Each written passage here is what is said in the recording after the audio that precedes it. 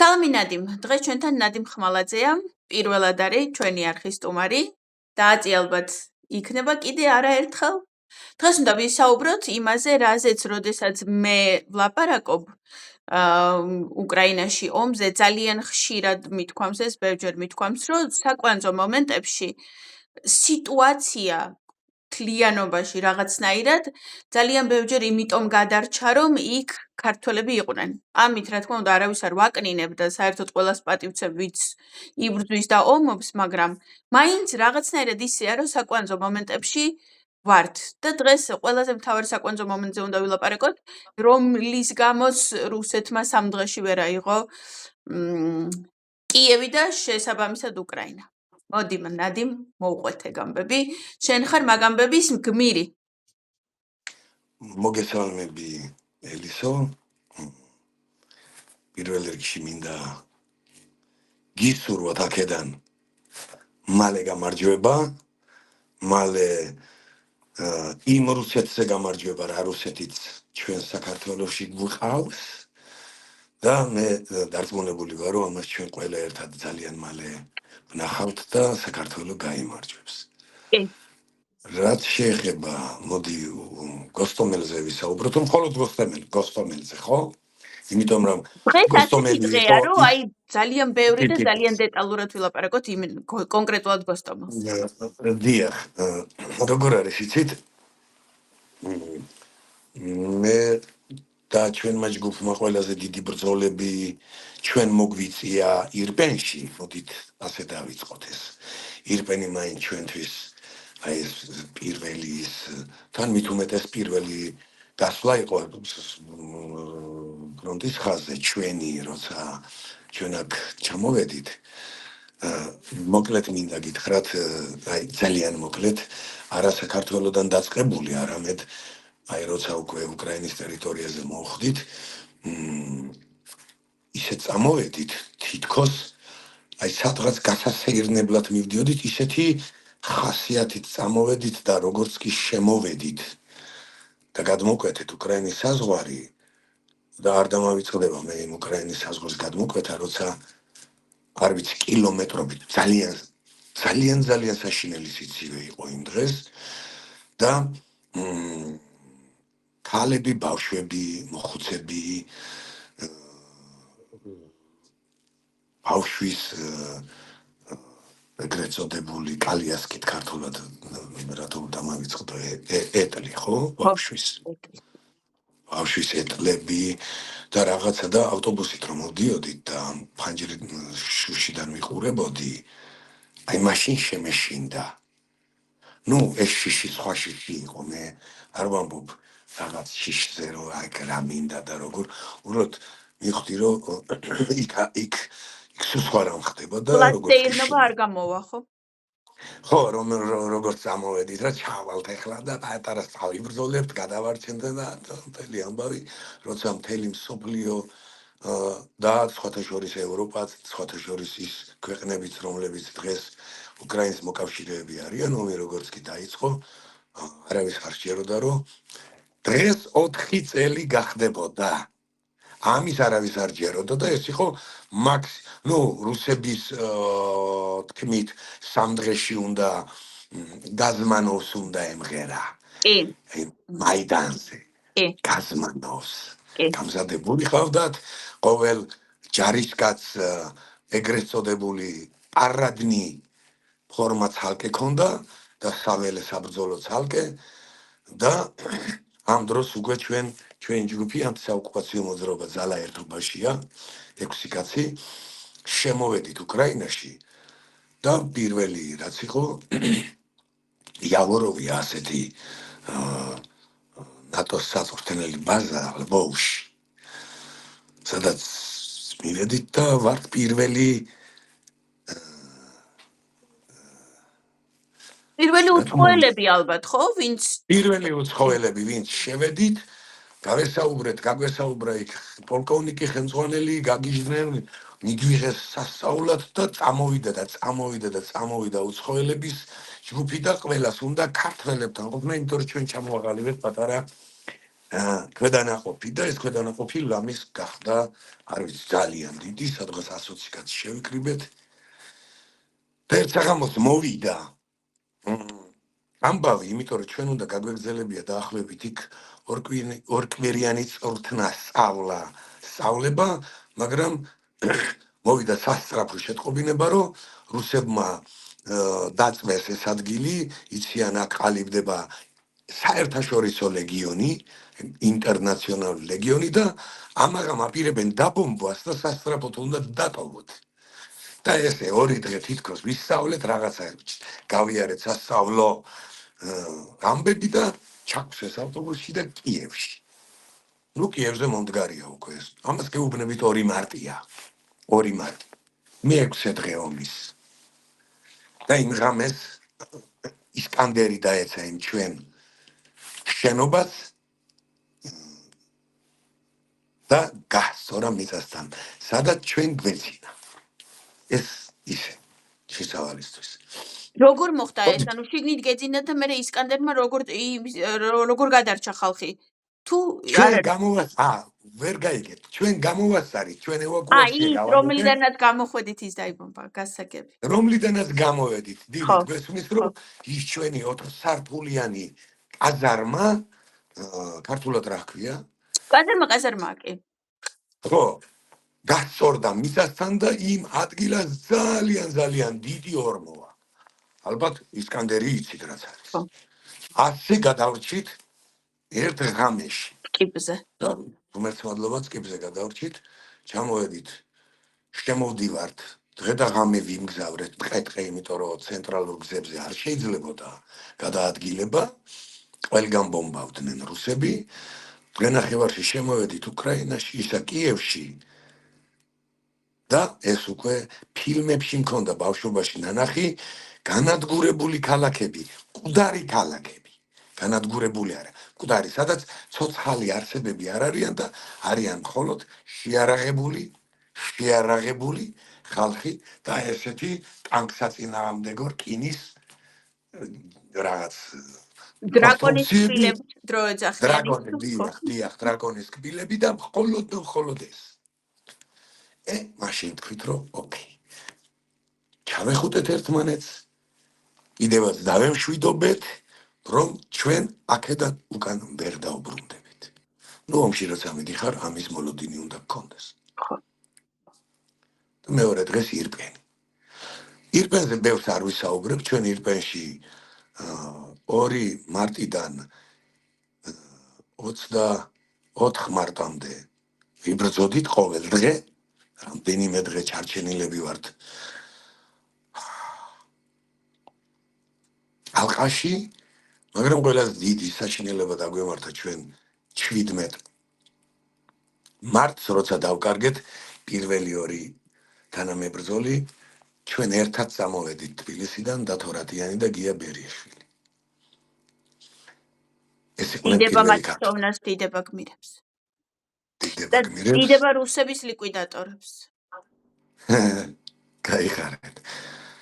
და შემდეგ უკვე წავიდა. რაც შეეხება გოსტომელს, გოსტომელთან მე სერიოზული და ისეთი არ ვიცი. იცით რა მინდა, ცუდად ნუ გამიგებს ნურც ერთი ქართველი მებრძოლი და ნურც თქვენ. არ გეთანხმებით არ ვამბობ. თქვენ შესავალში რაც თქვით. ჩვენი წვლილი მიგრიცხვის, მაგრამ მე ვამბობ ყოველთვის ასეთ რამეს. მე ეს ერთი ადამიანი ვამბობ, რომ ჩვენი აქ ყოფნით უკრაინა ვერც რუსეთს გადატეხავდა, ვერც ჩვენ მოვიგებდით, მაგრამ ჩვენი აქ ყოფნა იყო ეს მსოფლიოსთვის დასანახი, ცივილური სამყაროსთვის დასანახი, რომ ბოროტებას ყველამ ერთად უნდა ვებრძოლოთ. ვერც 10 კაცი, ვერც 100 კაცი, ვერც 5,000 ქართველი ამ ომს ვერ გადატეხავს, მაგრამ ამ ომში მონაწილეობა ეს უკვე გადატეხა და ყველაზე მეტი ამის გამო რუსებს პირველი ერთი თვე ისიც ძალიან დიდი სიამოვნება, რომ გაქვს იმის ველი საბრძოლო, სადაც შენ მტერს, აი ასე ძალიან კარგად საფუძვლიანად დიდი ხანი შეგიძლია ანადგურო და ებრძოლო. რა თქმა უნდა, ეგ მაქვს მხედველობაში, თუნდაც ერთი კაცი იყოს მეთქი, მაგის თქმა მინდა. თუნდაც ერთი ქართველი იბრძოდეს, ეს უკვე საქართველოს ბრძოლა. ინტერთან რომელი მტერი, ჩვენი მტერიც არის. რომელმა მტერმა ჩვენ არ მოგცა მოსვენება დღეს, ძალიან ბევრ სამწუხარო, ძალიან ბევრ ქართველს არ ესმის, არ ესმის რა არის რუსეთი, რა დაგვიშავა რუსეთმა, ამას წინათ მოკარი ყური ასეთ რამეს, რომ ეგ ის ამერიკა არ არის, რომელმაც ხეროსიმა და ნაგასაკი დაბომბა უკაცრავად. არა მაგრამ ადამიანებზე არ ვილაპარაკოთ ნადიმ, არა ადამიანებზე არ ვილაპარაკოთ. მინდა გასაგონად მაინც ხეროსიმა და ნაგასაკი 4 წლის შემდეგ დაბომბა ამერიკამ, როცა იმ დროს ვინ იყო მეთაური იაპონელი აღარ მახსოვს იმის სახელი, ჰიტლერთან შედარებით, ჰიტლერი მასთან იყო, პიონერი რა, რუსული პიონერი. იმდენად საშინელი ის იყო და ამიტომ ამ ხალხს არ ესმით. ეს ერთი და მეორე, ხეროსიმა და ნაგასაკი იაპონიას პროცენტულად არ მოუკლა იმდენი ადამიანი, რამდენიც რუსეთმა საქართველოს მოუკლა პროცენტულად რო შევადაროთ. იაპონიამ 30 მილიონი იმდროინდელმა იაპონიამ, მოდით ასე ვთქვათ. იმდროინდელმა იაპონიამ 30 მილიონი ადამიანი შეიცილა. და ესეთ კითხვას სვამს ერთი უკრაინელი. როცა ხეროსიმაზე და ნაგასაკზე ამბობთო, ის ამერიკას ატომური ბომბი ჰქონდა. როცა ამერიკის არ ვიცი ასობით ის გაანადგურა იაპონიამ, რომელი ქალაქი იყო გახსოვთ, ფილმიც არის მაგაზე გადაღებული, მე მავიწყდება ეს. ფაქტიურად იმ ხელა ზარალი მიაყენა 4 წლის შემდეგ გასცა პასუხი ამერიკამ და ეკითხებიან, ნეტა როგორ ფიქრობთ, სტალინს რომ მაშინ ეს იარაღი ჰქონოდა, გერმანიას რას უზავდა? ზუსტად 5 წუთი არ დაჭირდებოდა, რომ ესროლა ფაშისტური გერმანიისთვის საბჭოთა კავშირს. როცა ამერიკა ფაშისტურ გერმანიასთან ერთად სტალინმა ერთად დაიწყეს ომი და მერე მიხვდა რაღაცა მოტვინა და მერე გამოეყო ჰიტლერი. ეს ისე გადაუხვია. ეხლა რა შეეხება? მოკლედ გოსტომელი არის გოსტომელი თემა ძალიან ეს შემდეგში გაიშლება ძალიან. თუ გოსტომელს დაკარგავდა უკრაინა, თუ გოსტომელს აიღებდა რუსეთი, ფაქტიურად მოდით ის მიაღწევდა თავის ანუ იმას რაც უნდოდა რა მიზანს. რაც უნდოდა, შეიძლება ის ერთ კვირაში არ გამოვიდოდა, მაგრამ ერთ თვეში ნამდვილად გამოვიდოდა, იმიტომ რომ ზუსტად თუ არ ვცდები 28 მარტს შევედით გოსტომელში, პირველი ჯგუფი ვიყავით სხვათა შორის და ეს ვიდეოებითაც ჩანს, პირველი რუსული დროშა დავწვით, იქ ბევრი ვიდეოა კიდე ტრაფეი ძალიან დიდი ტრაფეი წამოვიღეთ და ყველაზე საშინელება რაც მახსოვს, მე ვთქვი რომ სხვათა შორის ერთადერთი ადამიანი ვიყავი, ვინც იღებდა ამ ყველაფერს. ტელეფონის შეტანა არ შეიძლებოდა და მე ახალი ტელეფონი ვიყიდე, რომელშიც ბარათი არის დო არასდროს და ეს მქონდა როგორც კამერა, მოდი ასე ვთქვათ. რისი უფლება მე მქონდა, რადგან თუ კამერა ესა ტელეფონში არ დევს არასდროს, არ ჩადებულა სიმბარათი, იმის აღმოჩენა შეუძლებელია. ის არის ჩვეულებრივი კამერა.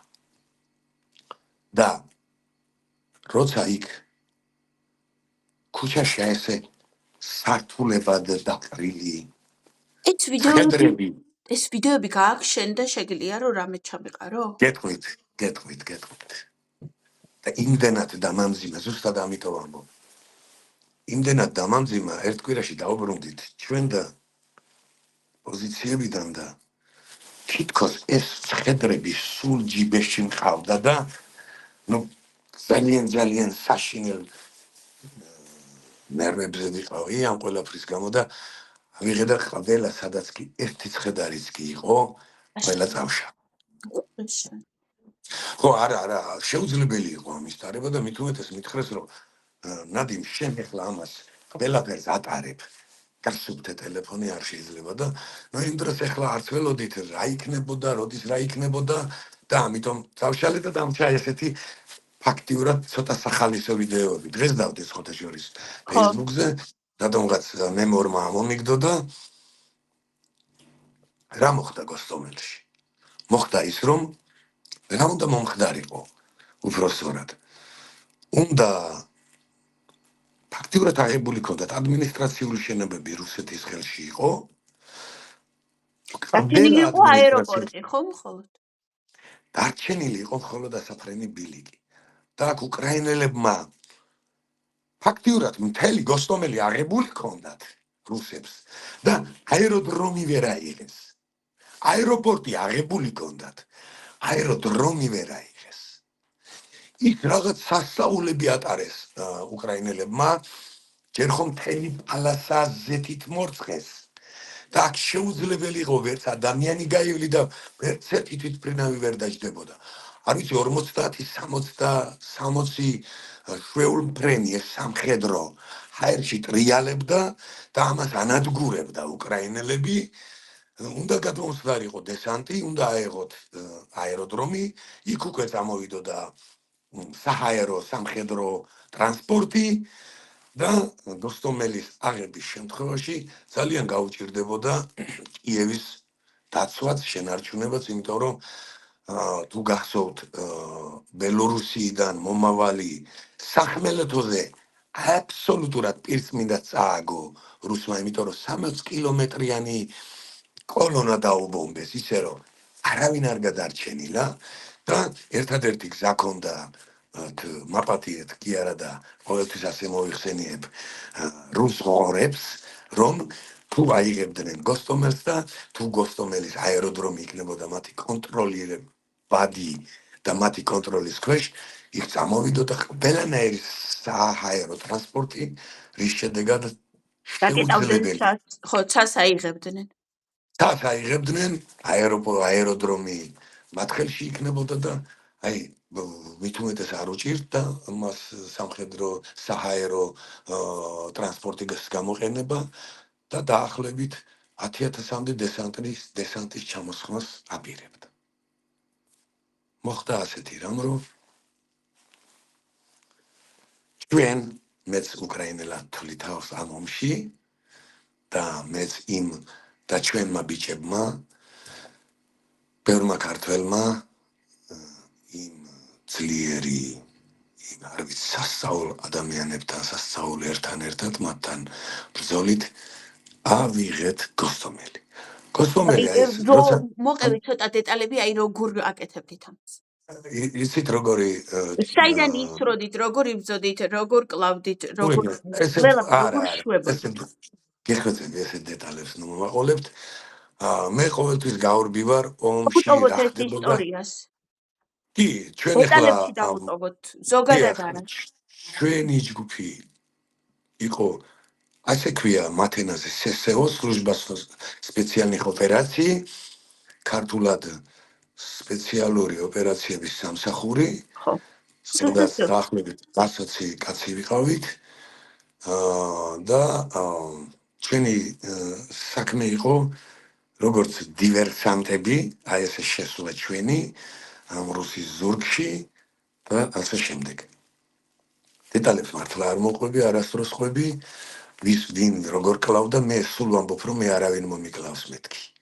მე არ ვარ მკვლელი, მე ვისროდი. დიდება რუსების ლიკვიდატორებს.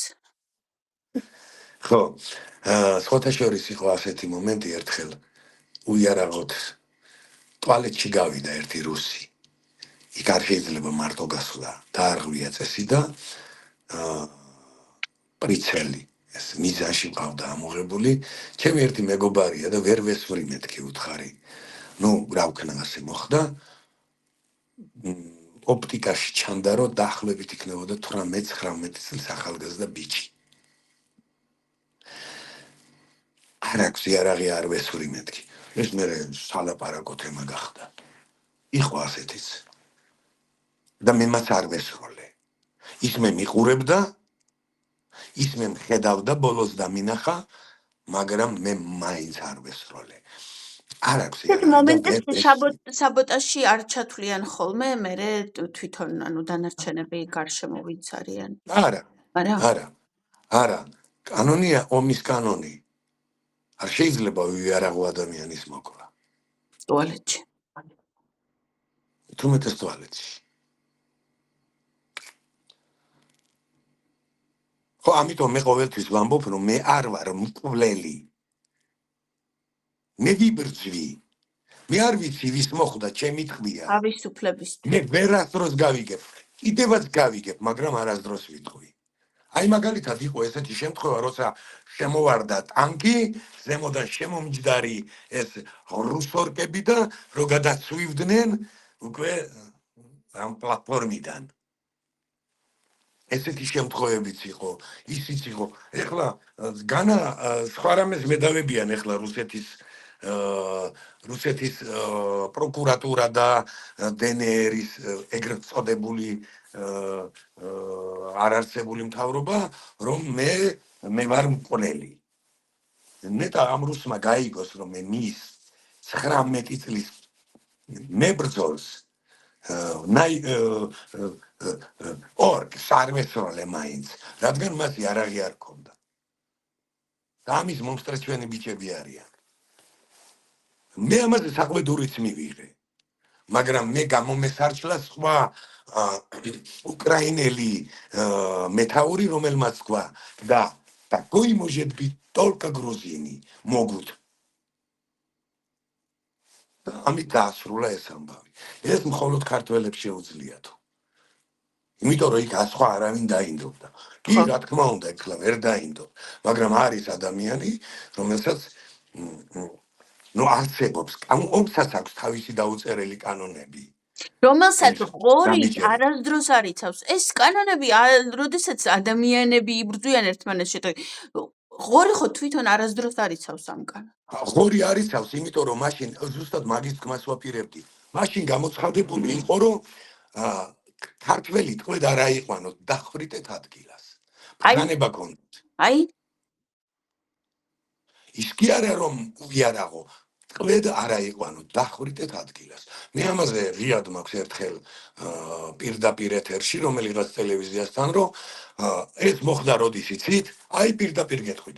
გამოვიდა საქართველოს პრემიერ-მინისტრი, ჩაატარა ბრიფინგი და გვიწოდა ჩვენ ნაიომნიკები. ეს გაიგეს რუსებმა, რომ საქართველოს მთავრობა ჩვენ ნაიომნიკებად, ნაიომნიკს ნამდვილად არ ეკუთვნის. ეს მაშინ ღარიბაშვილი იყო, ხო? ღარიბაშვილი იყო. კამბატის კანონის ქვეშ არ გადის და იმას არ ეხება ის ევროპული ეს რომელი ქვეყნის ის არის. კონვენცია ხო, რაღაცა ისენი ხო, კონვენციები საერთაშორისო. ხო, ტყვედ არ ითვლება, მას შეუძლია მოექცენ რომელი ნაიომნიკი. ნაიომნიკი ერთ ოპერაციაში 50. ანუ ეს უბრალოდ იმისთვის კი არ გააკეთა, ანუ მიზანმიმართულად იმისთვის გააკეთა, რომ რუსებისთვის ხელი გაეხსნა უყურეში. რამდენად მიზანმიმართულად გააკეთა, მე არ მინდა ბრალი დავდო, მაგრამ მეორე დღეს მე ჩემ თავზე ავიღებ ამას, დარწმუნებული ვარ, რომ ეს დავალება ქონდა რუსეთიდან მიღებული, რომ გამოდი და ეს თქვი და მერე ჩვენ როდესაც შენი ტყვი რომ ესენი ნაიომნიკები არიან, ჩვენ უკვე მერე აიქიდან ვიმოქმედებთ. ანუ რაღაცა ლეგიტიმაცია მიეცათ. ამას დაემთხვა ბევრი რამ.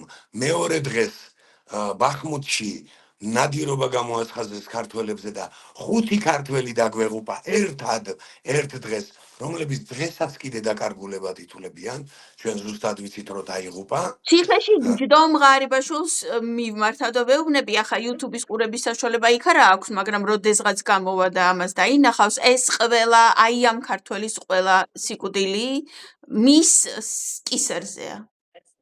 დიახ, იმიტომ რომ არ შეიძლება ასე დაემთხვეს. მეორე დღეს მოხდა ის, რომ პირდაპირ ქართველთა ჯგუფებზე დაიწყეს ნადირობა და 5 ქართველი მოგვიკლეს ბახმუთში და მეორე თუ მესამე დღეს პირდაპირ პუტინის ბრძანება იყო. მე როგორც ვიცი, რომ არც ერთი ქართველი ტყვედ არ აიყვანოთ. ეს ნიშნავს, რომ ადგილზე დახვრიტეთ. და ამის ლეგიტიმაცია მისცა ღარიბაშვილმა აქიდან. რა თქმა უნდა, მას რომ ეს ჩვენი თავი არ გამოეცხადებინა როგორც ნაიომნიკებად ეს მგონი რომ არ მოხდებოდა, იმიტომ რომ მანამდე ბევრი დრო იყო და არ ხდებოდა.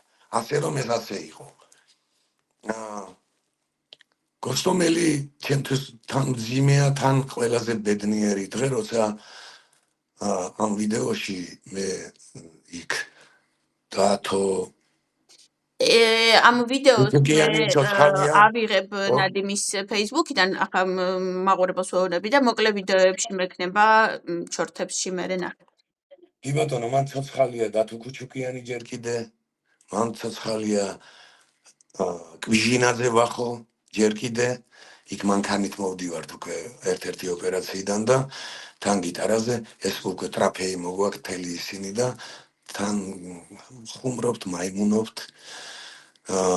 და ეს ის დღეა აგვისტომელში, როცა ჩვენ მათ საჩუქრად დაგვიტოვეს ქიმიური იარაღი ზარინი. კი. ადმინისტრაციულ შენობაში, სადაც მინდა მოყვე ჯერ მრიასთან გვაქვს, იცით ხო, ეს ყველაზე დიდი თვითმფრინავი მსოფლიოში, რომელიც აფეთქეს რუსებმა, მან ჩვენ ვიყავით ეს დღე, როცა ამ ვიდეოს ვიღებ, არის წმენდა, ამ დროს ჯერ კიდე შენობებში არიან სნაიპერები რუსი, ერთ-ერთ ვიდეოში ვამბობ, რომ აი იმ ფანჯრიდან სნაიპერი ჩვენ ვიყურებს და იქ დანარჩენი თემები უკვე მძიმე თემებია. გადავდივართ ნაბიჯებით, ვახტებით რუს ღორებს, დახოცილებს. ერთი თვე დაპყრობილი ქონდათ და ძაღლებსაც კი მოშიებული ქონდათ და ძაღლები ჭამდნენ. მაგ დროს მან ახლომახლო სიარული როგორია, ანუ სუნთქვა შესაძლებელია? ელისო. ხო. ომში ყველაფერი შესაძლებელია. სუნთქვაც, რა თუ სუნთქავ, ესე იგი კარგად ხარ. ჯერ კიდე მკვდარი არ ხარ. ამიტომ შესაძლებელი კი არა, ბედნიერება არის რომ სუნთქავ. დამიჯერეთ ამაში და შევედით რომელიღაც 4 სართულიანი ადმინისტრაციული შენობა იყო, სადაც ჯერ კიდე იყვნენ რუსი ფაშისტები, ჩამდამალულები, ზოგი სადშემძვრალი, ზოგი ევაკუაცია როცა გააკეთეს, ვინც გაასწრო, იმდენად მათი წესია ეს, რომ უნდა დაგიტოვონ რაღაც ისეთი, რომელიც რაც შეიძლება მე ზიანს მოგაყენებს და დაგვიტოვეს იქ რასტიაშკები, დაგვიტოვეს 1000 რამ, ნუ რასტიაშკას ხედავ, გამოცდილება გაძლევს ამის იმას, რომ შენ არაფეთქდე და განაღმო თუ განაიარაღო ეს ყველაფერი, მაგრამ ჰაერში, რომელიც არც ფერი აქვს, არც სუნი აქვს, არც არაფერი, ვერ ვიგრძენით. განაწილებული გქონდა სხვადასხვა სართულები და ერთ-ერთ სართულზე შევედი მე და იმდენად მძიმე სამუშაო იყო, მე რამდენიმე რასტიაშკა შემხვდა, ეგრეთ წოდებული ყუმბარებზე გამოგმული, ძაფი, მოდი ასე დავარქვათ და ორჯერ მომიწია ამის განიარაღება და ამასობაში დავაგვიანე დაბრუნება და ერთ-ერთ ოთახში, სადაც აქ უკვე ჩემი გამოუცდელობის ბრალი იყო, როცა შევდიოდი მე თვალი მოვკარი აერწინაღებს. იქ უნდა მიმხვდარიყავი, რომ აქ რაღაცა ხდება. აერწინაღები რაღაცაში გამოიყენეს. და არ მივაქციე ყურადღება და მოხდა ის, რომ მათ გაუშვეს ეს ქიმიური იარაღის ერთ-ერთ ოთახში აერწინაღებით, გამოვიდნენ, შეასრულეს თავის საქმე, გამოვიდნენ, დაყარეს ეს აერწინაღები, რადგან ამ აერწინაღის ქონა შეუძლებელი არ შეიძლება. ის გაჟღენთილია უკვე ამ ქიმიური იარაღის და დაყარეს და წავიდნენ. აი შეცდომა ჩემი ის იყო, მაგრამ ბიჭებმაც ძებნა დამიწყეს და როცა მე მიპოვეს, აღმოჩნდა რომ ამ ოთახში მე დავყავი დაახლოებით 8-დან 10 წუთამდე. ჩემთან 4 ბიჭი რომ მოვიდა ანუ გონება დაკარგე? არა. მეძებნა დამიწყეს, რადგან დავაგვიანე, იმიტომ რომ იქ დროში უნდა ჩაეტიო ხო. და შეხვედრის ადგილას მიხვიდე. რაც მე გამიჭირდა, რადგან იქ ბევრი წინააღობა შემხვდა და მომაკითხეს. ამას რატო გიყვებით? ესენიც მოიწამლენ. მე რადგან მომაკითხეს, მაგრამ ასეთი რამ მოხდა, მათ რომ მომაკითხეს, ჩემთან ერთად დაყვეს 3 წუთი ან 4, მაგრამ სანამ ისინი მოვიდოდნენ, მე მომიწია იქ 8-დან 10 წუთამდე დარჩენა. ესე იგი მეტი ჩავყლაპე. ეს ინგალაცი ჩასუნთქვით ხდება, შეხება სხეულზე, ასეთი რამ არ ხდება, ეს არაფერს თუ ჩაისუნთქე, ეს არის ზარინი. და არაფერი დავტოვეთ ეს შენობა ერთად, გამოვედით, უკვე შევიკრიბეთ ტერიტორიაზე, სადაც მრია იდგა და მე იქ შემეთხო თვალების შესიება. თურმე ეს მე ერთ-ერთ ვიდეოში აღმოაჩინეს. მე ვერ გძნობდი ამას და როცა საღამოს დავბრუნდით, ვეღარ გავიარე. რომ ვერ გავიარე, ვერავინ ვერაფერი ვერ გაიგო. ფაქტიურად აი ერთი ფილმი მაქვს ნანახი, აფრიკაში ჩადის ერთი იტალიური ფილმია და კოღო უპენს და თავის თავს სარკეში დაინახავ, შეეშინდება და გული წაუვა. აი ესეთი რამ კინაღამ მომივიდა, სარკეში რო გავიხედე. იმიტომ რომ მე აღარ ჩანდი, ფაქტიურად ჩემი სახე არ იყო და დაადგინეს ექიმებმა, რომ სასწრაფოდ გამოიძახეს სამხედრო ნაწილის ექიმმა ასეთი უცებ პირველი შეხედვით დადგა, რომ რაღაც ალერგია გექნება, გამიკეთეს დექსა, მთელი ამბები და დაახლოებით 1 საათში მოვიდა ამბავი, რომ იმ ოთახში, სადაც მე ვიყავი, დაიღუპა 2 უკრაინელი პოლიციელი. ჩვენ შემდეგ შედის პოლიცია. წესიასტი. და მათ მოუწიათ დაახლოებით 20 წუთი ყოფნა და 20 წუთი საკმარისი აღმოჩნდა იმისთვის, რომ პერედოზი რო უკარ ეგრეთ წოდებული, გადაჭარბებული ქიმიური ნივთიერება ჩაესუნთქათ და ადგილზე დაიღუპნენ და აი მაგან გადაგვარჩინა იმ 2 პოლიციელის სამწუხაროდ მათმა დაღუპვამ ჩვენ გადაგვარჩინა, იმიტომ რომ დაიდგა მიზეზი. დადგინდა მიზეზი, რომ ვიყავი მოწამლული და როცა ჰოსპიტალში მიგვიყვანეს, მეორე დღეს ექიმებმა გვითხრეს 2 საათიც რო დაგეგვიანებიათ, თქვენ უკვე ცოცხლები აღარ იქნებოდით. რაც შეეხება გოსტომელს, მოდი დავუბრუნდეთ გოსტომელს.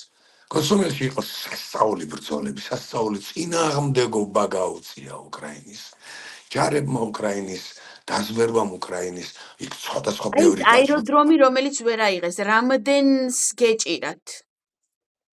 აეროდრომის ასაფრენი ბილიკი ეჭირა უკრაინას.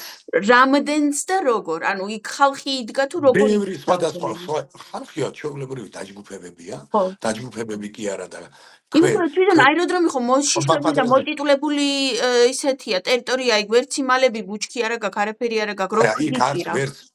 იქ იბრძვი და იქ არ ბრძოლაში იქ იღუპება. ანუ ხელჩართული მიდის, გამოდის მუდმივად, ხო სულ? ანუ უბრალოდ ხელჩართული არა, დისტანციური, ისინი არიან, მათ აქვთ აღებული მთელი გოსტომელის ადმინისტრაციული შენობები, სადაც არიან ჩასაფრებულები და ჩვენი უკრაინული ჯარები, მიმდგარი ზოგი, ყველა მხრიდან, ფაქტიურად ისინი ალყაში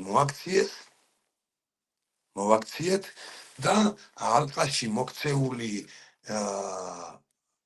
როგორ გითხრათ, აი იკურივათ რა, ხო. ცეცხლს რო შეუშვებ და ბოლით უნდა გამოყარო, როგორ არის ეგ რა ქვია მაგას? იკურივანია ესე ქვია. ქართულად არ ვიცი მეც. ვერ ვიხსენე. ხო. აი ესეთი რამ მოხდა.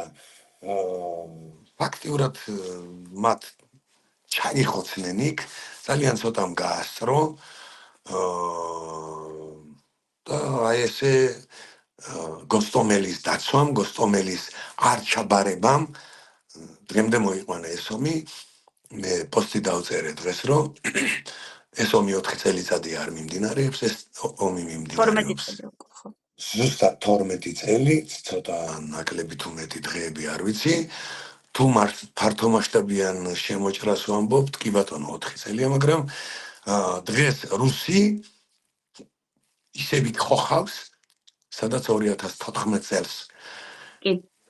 შემოენა და კიდევ იქ არის დაკავებული იმით, რითიც იყო მაშინ დაკავებული. აი ახლა ბოლო 2 კვირის განმავლობაში ძალიან ბევრ ადგილას ჩვენ ისევ კონტრნასტუპზე გადავედით და მოდი შემდეგ შეხვედრა გავაკეთოთ რამოდენიმე დღეში ან შემდეგ კვირას და ვილაპარაკოთ უკვე იმაზე, რომ დღეს კონკრეტულად სხვადასხვა ადგილებში რა ხდება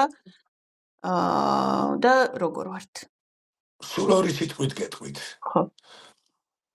ამ 4 წლის განმავლობაში 20% აქვს რუსეთს ოკუპირებული დონეცკის ოლქის 20%. არც ერთი კილომეტრი, კვადრატული კილომეტრი არ მიუმატებია. ერთი კვირის წინ 200 კვადრატული კილომეტრით შევიდა უკრაინული ჯარები. იმ სიღრმეებში, სადაც არ იყვნენ 2014-დან. რა თქმა უნდა, სადაც რა ადგილებიც 2014-დან რუსების მიერ არის კონტროლირებადი. აი იმ ტერიტორიებზე და